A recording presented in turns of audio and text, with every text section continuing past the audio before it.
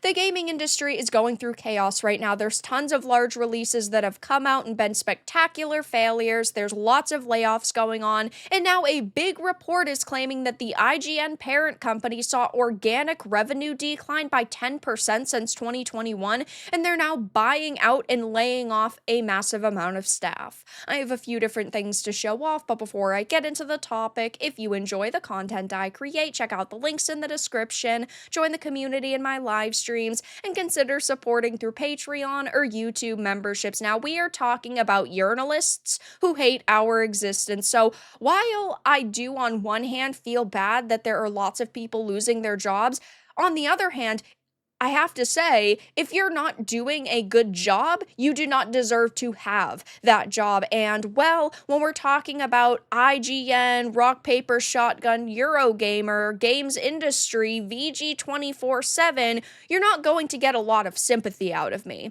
So a new report alleges that Ziff Davis, the parent company of IGN, Eurogamer, Rock, Paper, Shotgun, VG247, Humble, and more, saw its organic revenue decline by 10% since 2021 and is now mass laying off staff from its various subsidiaries. Now, the gaming industry right now is facing a lot of major problems. We're seeing games that have hundreds of millions of dollars pumped into them, like Concord, for example, releasing and being such spectacular failures that they get shut down 2 weeks after release. Games that should, for all intents and purposes, be mega hits, like Suicide Squad Kill the Justice League, end up being spectacular failures because the developers did not listen to gamers, because they were so worried about their activism and pushing DEI initiatives in their work that they forgot about the fact that they're trying to make entertainment. So we're talking about a time where lots of games have failed,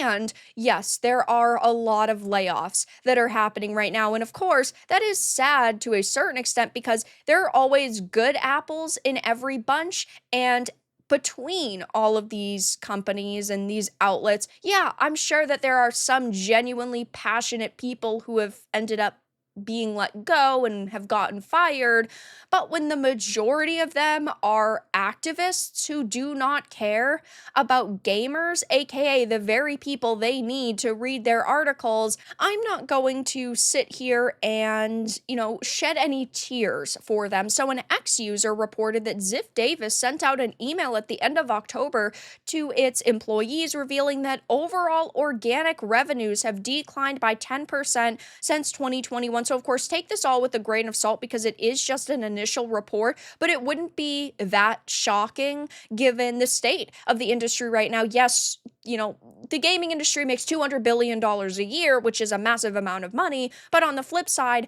these access media outlets have very quickly been dying off, but they really only have themselves to blame. This is what happens when you constantly spew hatred towards gamers, the, again, very people you need to sit down and read your articles. This is what happens when you always have the wrong opinions.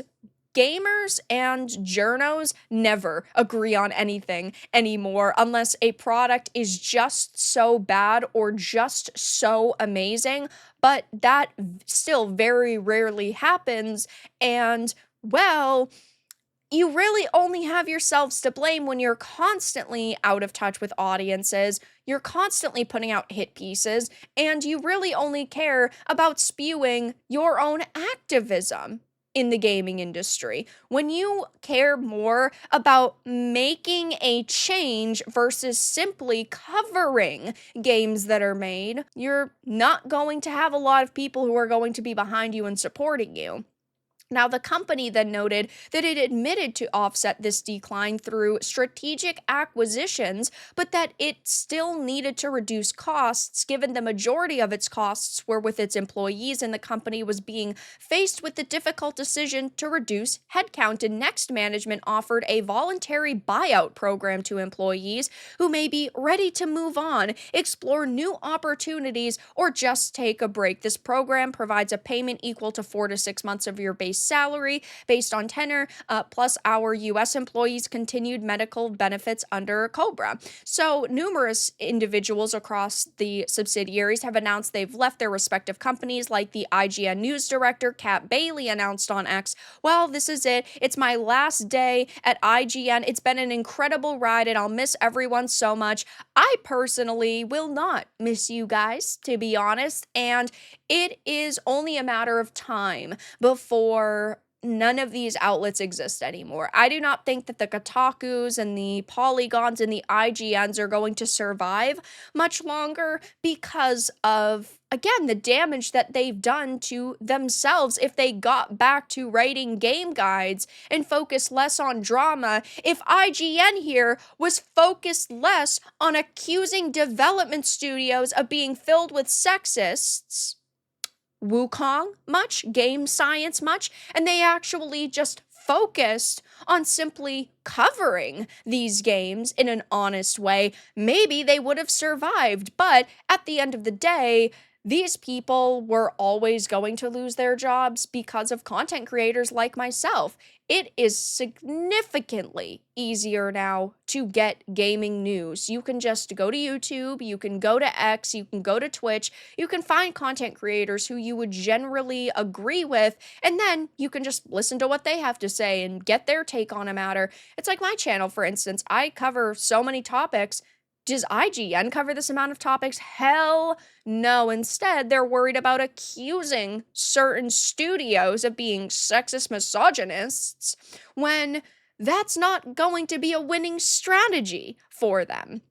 The IGN senior news editor Alex Stedman also announced her departure on Instagram. She wrote, "Announcement time next week is my last week at IGN. My last day at IGN is December 13th. After that, barring a trip to Chicago for the holidays, I'm open to talk work opportunities, both within journalism and potentially outside of it, and will be so much more available for lunches, like ridiculously available. Let's get lunch." Ooh, God, these people just, they irk me so badly.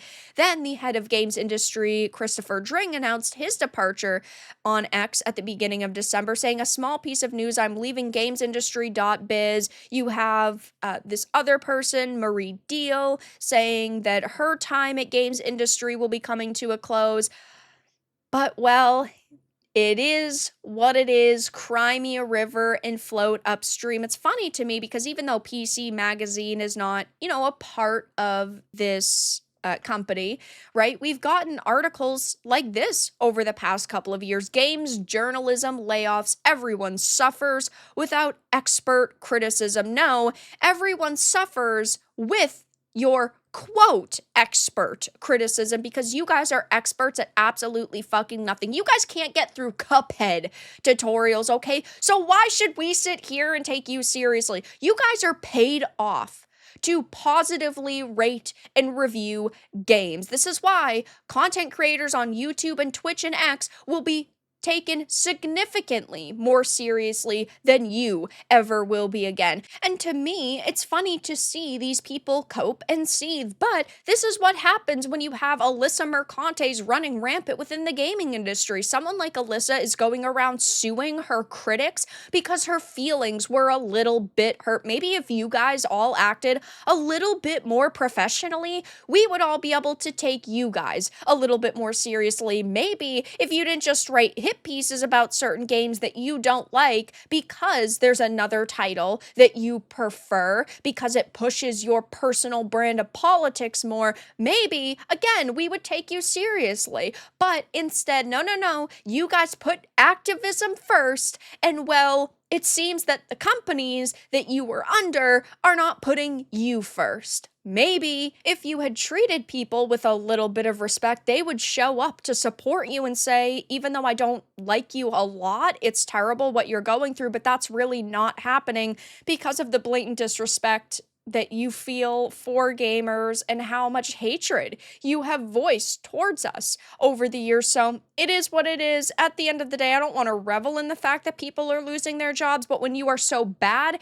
at your job, you really don't even deserve to have it. So I will be keeping my eye on this to see if anybody else announces departures from any of these companies. But we're talking about some big names in the industry here, like Eurogamer, Rock Paper Shotgun, GamesIndustry.biz, VG247, IGN, and a ton more. So I think that we are going to see kind of a continued avalanche with these people, one after another, saying that they're no longer working either in the games industry in totality or at least under Ziff Davis. But for now, that's all that I really had to discuss in this video. Let everyone know your thoughts in the comments below. If you enjoyed this, make sure to give it a like, and if you didn't, give it a dislike. I appreciate your support either way, but I'll talk to you all again in the next video really soon.